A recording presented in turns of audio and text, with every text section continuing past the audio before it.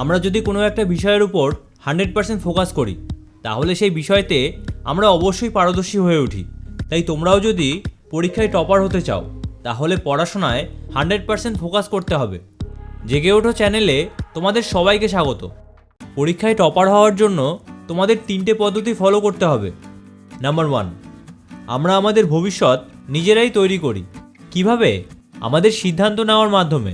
আমরা সকাল থেকে রাত অবধি যে সিদ্ধান্তগুলো নেই তার উপরেই আমাদের ভবিষ্যৎ নির্ভর করছে। যেরকম ধরো, পড়তে বসার সময় হয়েছে কিন্তু ইচ্ছে করছে না যে বই নিয়ে বসি। এবার তোমার উপর নির্ভর করবে যে তুমি কি সিদ্ধান্ত নাও। যেই সময় ধরো পড়তে বসেছো তখন হঠাৎ মনে পড়লো যে মোবাইলে কিছু একটা দেখি। এবার তুমি মোবাইল নিয়ে বসবে না পড়াশোনা করবে তা সম্পূর্ণ তোমার উপর নির্ভর করবে।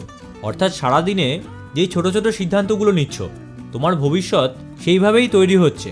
তবে মজার বিষয় হলো আমরা বেশিরভাগ সময়ই ভুল সিদ্ধান্ত নেই। আমরা জানি যে পড়া বাকি আছে কিন্তু তবুও পড়তে বসি না।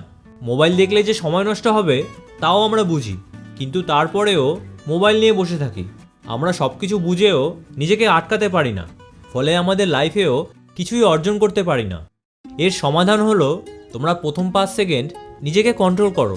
ধরো পড়তে বসতে একদমই ইচ্ছে করছে না, সেই ক্ষেত্রে প্রথম 5 সেকেন্ডের মধ্যেই তোমরা পড়তে বসে যাও।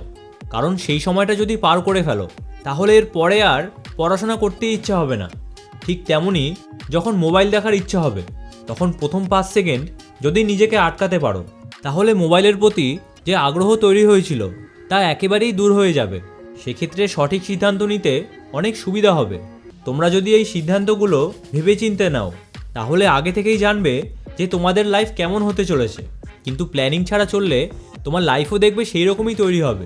তাই সারাদিনের প্রত্যেকটা সিদ্ধান্ত ভেবেচিন্তে নাও, তাহলে পরীক্ষায় দেখবে অবশ্যই টপার হতে পারবে। নাম্বার 2, তোমরা যদি টপার হতে চাও তাহলে এমন কিছু করতে হবে যা সত্যিই কঠিন। ধরো এমন পরিশ্রম করছো যা করার কথা অন্যরা ভাবতেও পারছে না। যেই সময় অন্য সবাই ঘুমাচ্ছে সেই সময়তেও যদি পড়াশোনা করো এবং কঠিন পড়াগুলো যদি মুখস্থ করো তাহলে টপার হওয়া থেকে তোমাকে কেউ আটকাতে পারবে না। কিন্তু এই জিনিসগুলো না করে যদি ফাঁকি দেওয়ার চেষ্টা করো তাহলে ভালো রেজাল্ট কখনোই করতে পারবে না। নাম্বার 3, তুমি লাইফে যেই জিনিসগুলো অর্জন করতে চাইছো সেগুলো আগে থেকেই তোমাকে কল্পনা করতে হবে। যেরকম তুমি যদি টপার হতে চাইছো তাহলে আগে থেকেই নিজেকে টপার হিসেবে মনে করতে হবে। অর্থাৎ টপার তো হবে বছরের শেষে রেজাল্ট বেরোলে, কিন্তু নিজের মাইন্ডে প্রথম থেকেই নিজেকে টপার মনে করতে হবে। তাহলে গিয়ে তোমার পড়াশোনা একজন টপারের মতো হবে। তবে সমস্যা হলো আমাদের যে কী লক্ষ্য তা আমরা মাঝে মাঝেই ভুলে যাই, ফলে আমাদের লক্ষ্য থেকে মাঝে মাঝেই সরে আসি।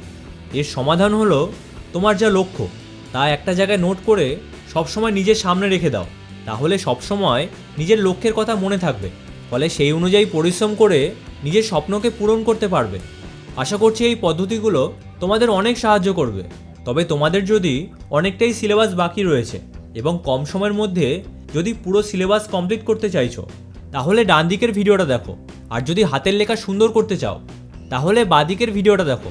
তাহলে তোমাদের সাথে ওই ভিডিওতেই দেখা হচ্ছে। ভিডিওটা ভালো লাগলে চ্যানেলটা অবশ্যই সাবস্ক্রাইব করো।